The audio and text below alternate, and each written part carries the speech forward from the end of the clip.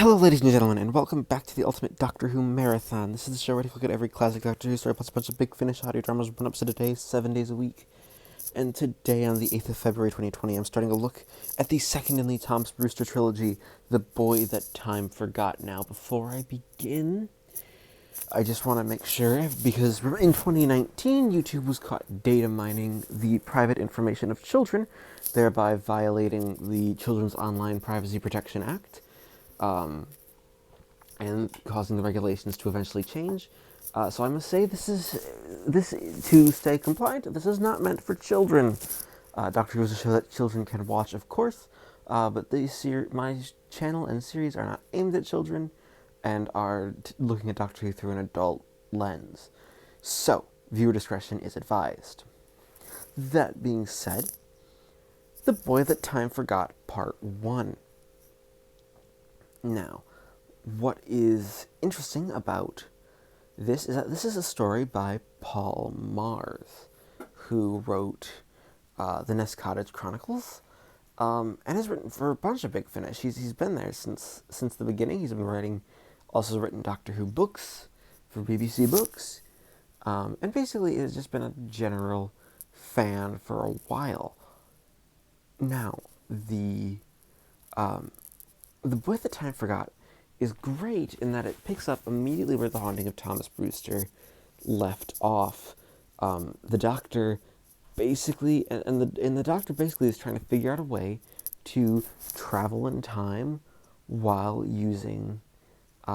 without using the TARDIS, so he can try to track down Brewster and find a way to survive. So he invites, 10 other people to, his lodgings in Baker Street with Nyssa, and they try to work out, and he's worked out a way to use block transfer computation to travel in time, which I don't want to say is fascinating, but it's a good use of the ideas laid down in season 18 and in season 19 that sort of make this possible. And it very much places The Boy That Time Forgot as a story right within the Davison era. With that sort of harder sci-fi edge, more of a focus on these interesting and sort of almost outlandish concepts, of block transfer computation, being a way to figure out a solution to the problems. It is most definitely, it's definitely an interesting way also of just getting the Doctor into the story, and creating something for the Doctor to do. And it's a good idea that he would be, immediately trying to work on a way to get back to the TARDIS and get back his own means of transport and essentially his own life and livelihood. So you have that, which is just already a great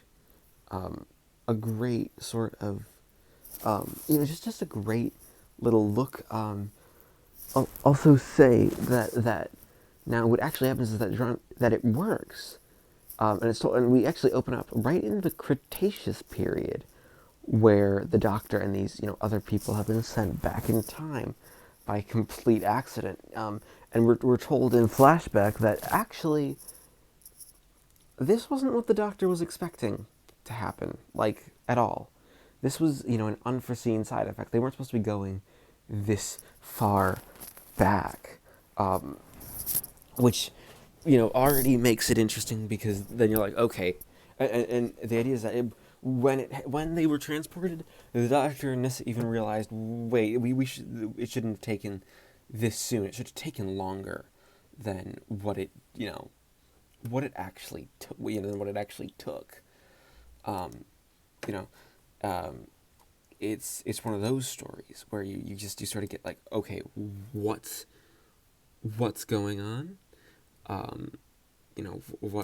What are these? What's really going on here? Where's this going? like, there is, and there is definitely something to be said about that as about this as a story, you know, it's that this is one that you get this this interesting this interesting beginning, where the story is just like, okay, we've got an interesting plot, we've got some ideas. Where are we gonna go with this? What is going to happen? This isn't your normal Doctor Who story. Where can we go from here? And that's something that I think that you have just the really good sense of that Paul Mars knows what he's doing, because he's like, okay, here's this interesting idea, here we go doing a bunch of things with said interesting idea. It's not necessarily a perfect episode, like, because you have the whole story building to a conclusion. Like, you have intelligent arthropods, mostly scorpions. Like, they don't speak English, but they clearly can communicate in this story, which is just like, okay, what's going on with that? That makes absolutely no sense. Why are there there shouldn't be this type of people here? It's not it's not your standard typical story. It's a different sort of it's a different sort of story, and a sort of story that just works, that works really well. So and we end up building up to a conclusion where an older version of Adric is leading these creatures, which is just fascinating. It's like, okay, what's going on with this? This makes no sense, and it creates tension. So overall, I think The Boy That Time Forgot is a perfect opener. It asks plenty of questions. It introduces characters. It gets us right into a plot, and it continues the story brilliantly. So I'm going to give The Boy That Time Forgot Part 1 a 10 out of 10. All right. See, today of February, it's the 9th. 9th of February, 2020. I keep saying 2019. I really should stop doing that. It is 2020. And I just finished listening to part 2 of The Boy That Time Forgot. There's a lot to talk about, and a lot of interesting things to talk about, actually. One of the big things at the forefront of this production is Andrew Sachs. Now, Andrew Sachs is one of those actors who's works for Big Finish in quite a few productions. He's famous for playing Manuel on Fawlty Towers. He's a comic actor. They've cast him as the replacement for Matthew Waterhouse as Adric. Yeah. Because Waterhouse wasn't doing audios at the time. I think he still does live in America, but he was definitely living in America at the time. He wasn't going to Big Finish, and they just couldn't do him. But Paul Mars, being Paul Mars, they're still going on with the story, so they go on with the recast as a much older Adric. And doing it with a much older Adric is incredibly fortuitous for just the story and the themes of the story. It adds a layer of uncomfortability. It makes this story feel a little more uncomfortable, which is something that Mars is going for, because he has gone Adric has gone batshit insane here. Like, he's lusting right after Nyssa, like full on lust, and it's creepy, and we all know it's creepy, and in being that creepy, it's one of those things where you're like, yeah, this is weird, and it's like oh, I always loved you, Nyssa, and then he apologizes. I'm sorry, my social skills aren't very good. They weren't very good to begin with, Adric. You were terrible. You're terrible at social skills as your character. And Paul Mars completely understands how to write this sort of character. Like, he is just, skeevy and just a creep.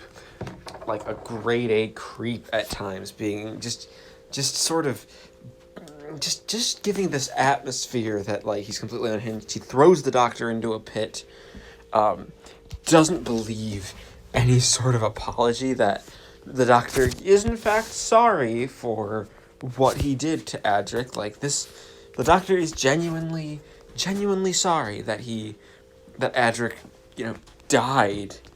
And it's one of those things where you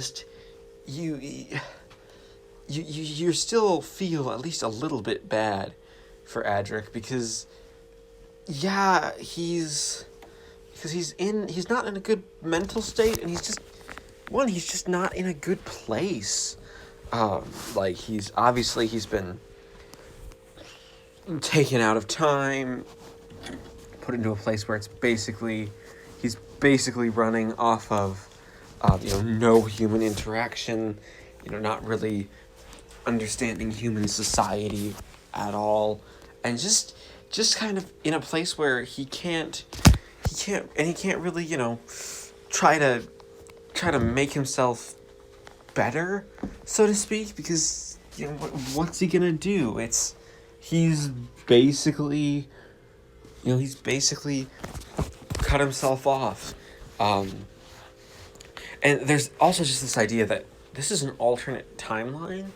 This is something that this trilogy is dealing with a lot, is alternate histories and alternate takes on history.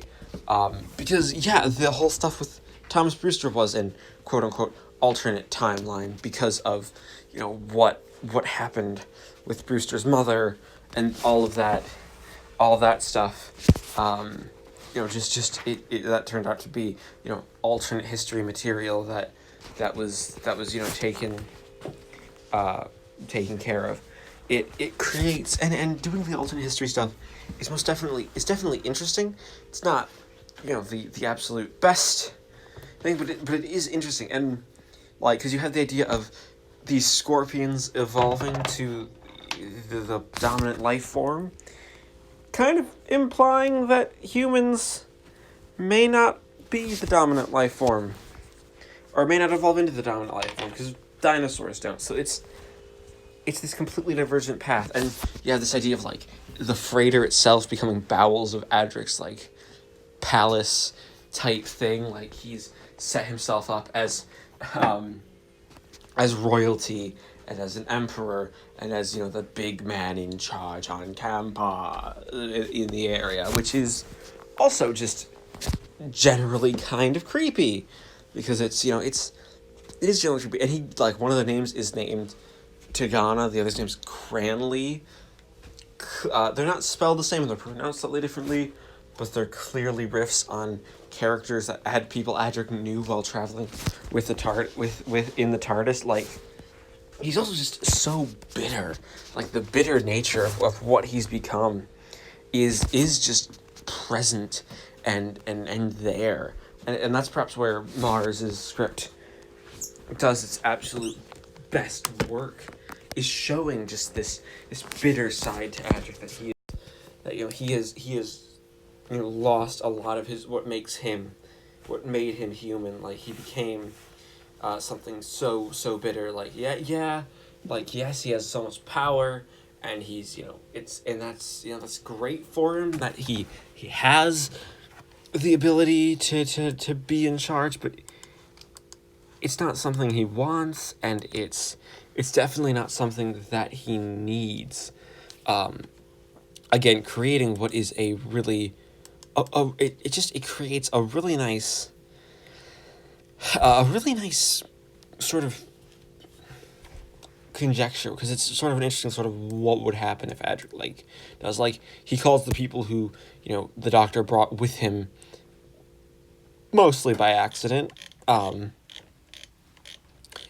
just the latest in a long line, and just like him, just as bad as him, and it is definitely a harsh, it is almost a reality that the Doctor kind of has to face, that he did kind of bring these people back. It is kind of his fault that they're here.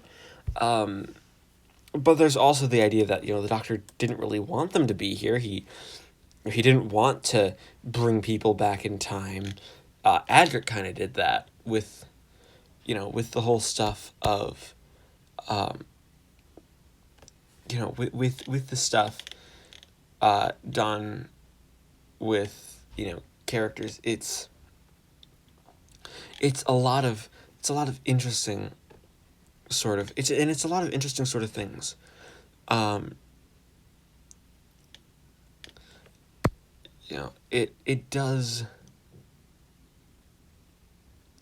It does a great little thing,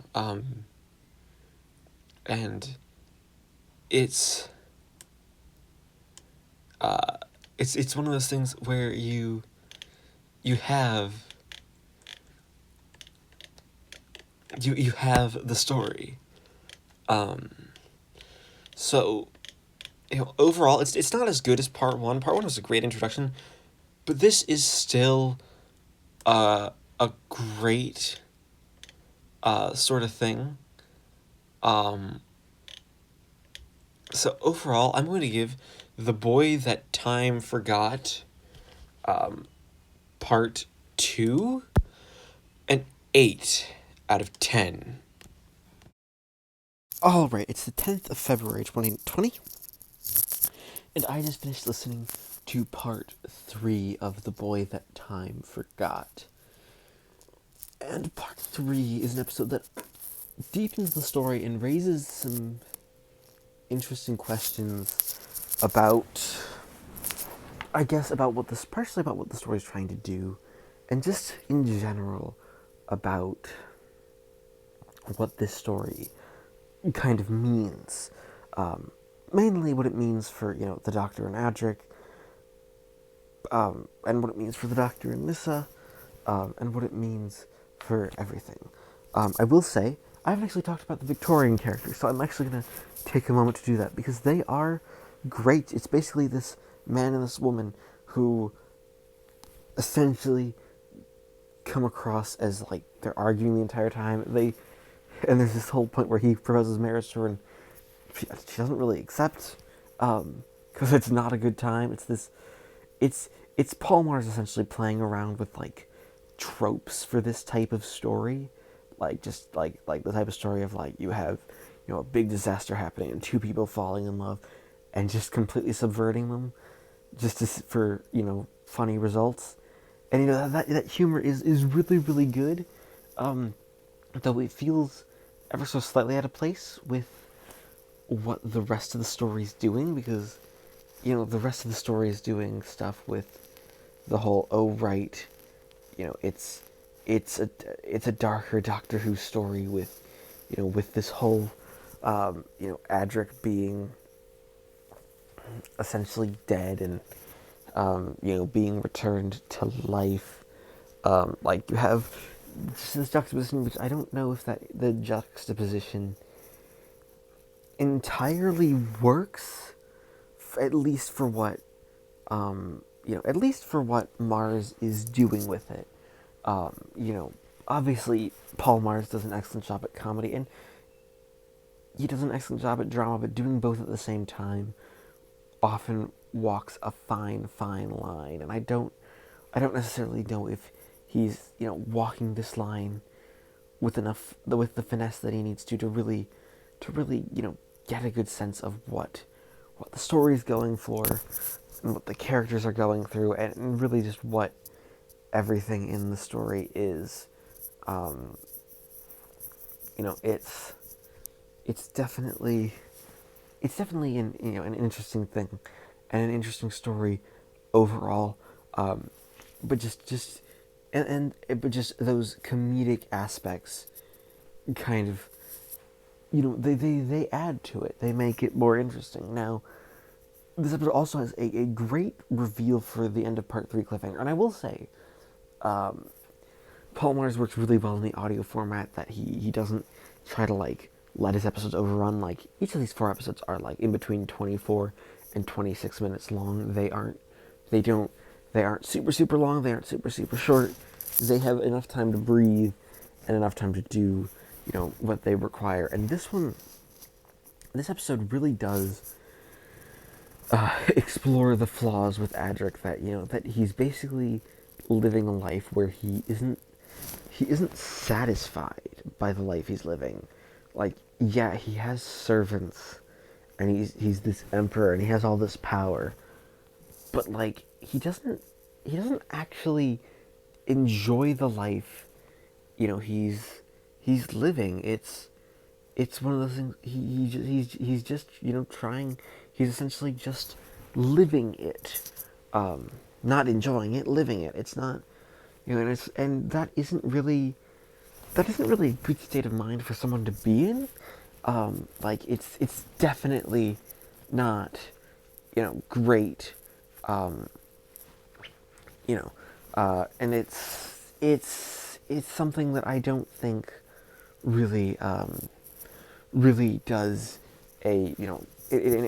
Palmer's really does he does a good job at showing that. Like, he gave the scorpions names based on, like, based on the people he traveled with, and that's just something weird. But that's not like a good thing.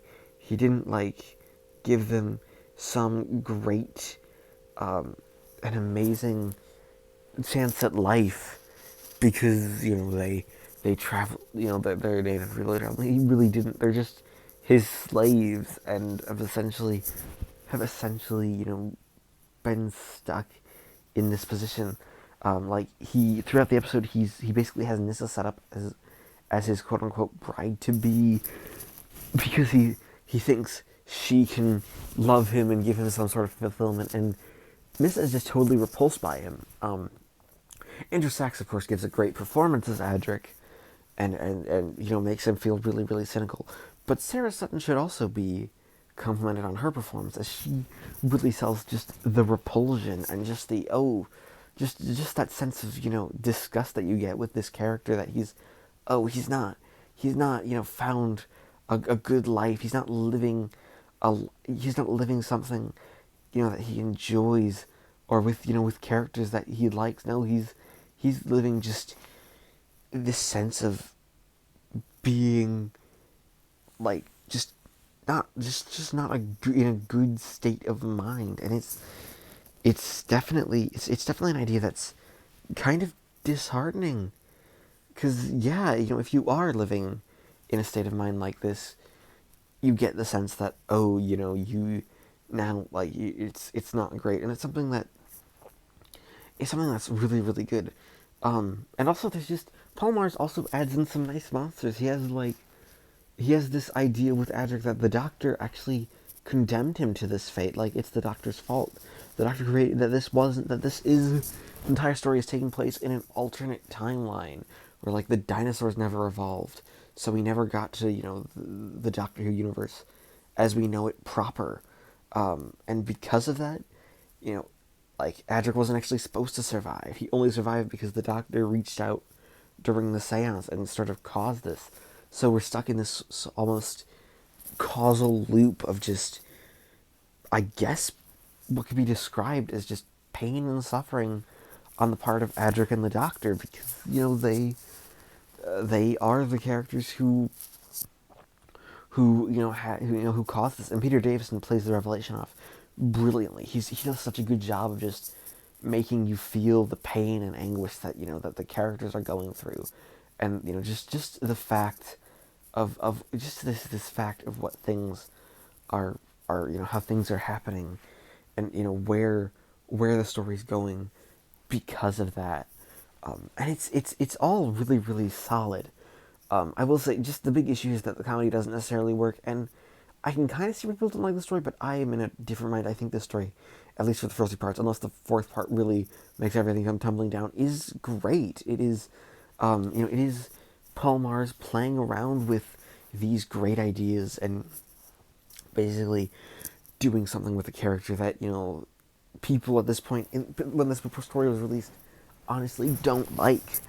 So overall, I'm going to give The Boy That Time Forgot Part 3 an 8 out of 10. It is the 11th of February 2020, and I just finished listening to Part 4 of The Boy That Time Forgot, the concluding episode, the one where everything comes together and where everything basically finds its way to a conclusion in some very, very interesting ways. Now, one, this is a story that I think Paul Mars shows just how well he understands, how well he understands Doctor Who. And what I mean by that is that he's one of those authors who you get the real sense that he really understands what he was going for and what Adric means in Doctor Who, and what the death of Adric means. Because a lot of this, essentially, the final moments of this story amount to realize that the entire thing amounts to a what-if scenario. By the end of this, Adric, the young Adric, is back on the Starliner. This timeline is averted, and Thomas Brewster is drawn back to the Doctor and Nyssa. Remember Thomas Brewster, the guy who stole the TARDIS, who, kind of made the Doctor start this whole mess with Adric? Yeah, he shows up right at the end here, basically apologizes, and becomes a companion, an official companion. And John Picard is great in his one scene that basically is basically our lead into the next story, which is something I really do enjoy. I do enjoy when the trilogies do lead into one another, because that's always that's always interesting, and that's always fun. It leads in very very nicely to the next story, where we have the Doctor as and Nyssa and Thomas as a TARDIS team. I will say this episode also understands just how Adric hasn't actually grown from the spoiled brat. Like, living him on his own didn't give him, just because he survived, that didn't mean he was actually going to learn from his experiences. Like, he essentially leaves his people to die, and it's kind of dark. It's kind of pretty dark, but again, they will have never existed, so the idea is that there really wouldn't necessarily be pain because of it, but it's still dark enough that you think, oh, this is some genuinely almost morbid stuff that these creatures who basically have been worshiping Adric as a god, are essentially written into a corner where they're like, we don't really exist anymore. We're just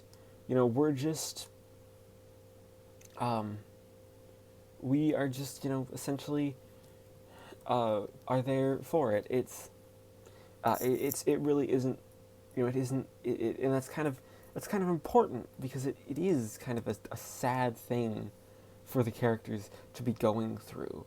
Like, there is just a sadness in this whole, in just the whole aspect of the plot being with these characters and what they do and what they essentially have almost become because of it. It's a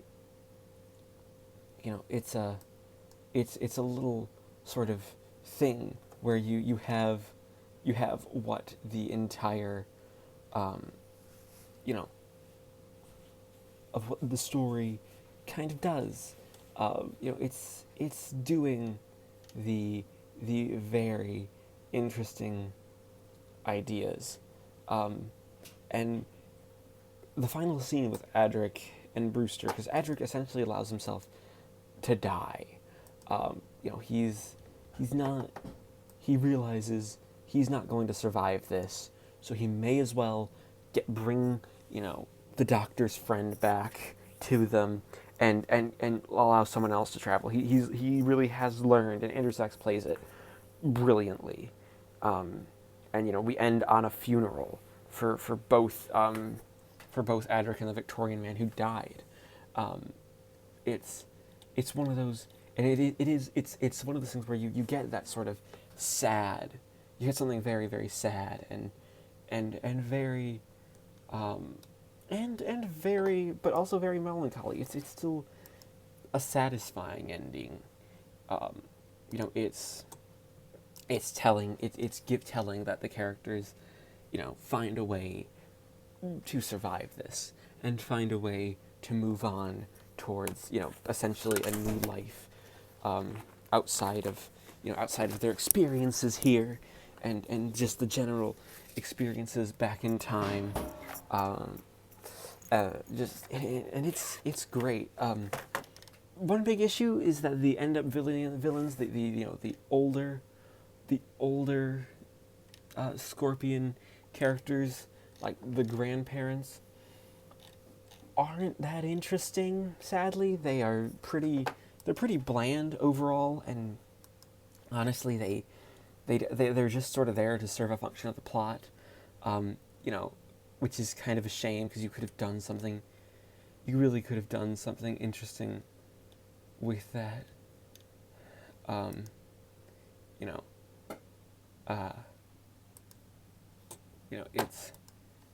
It's definitely,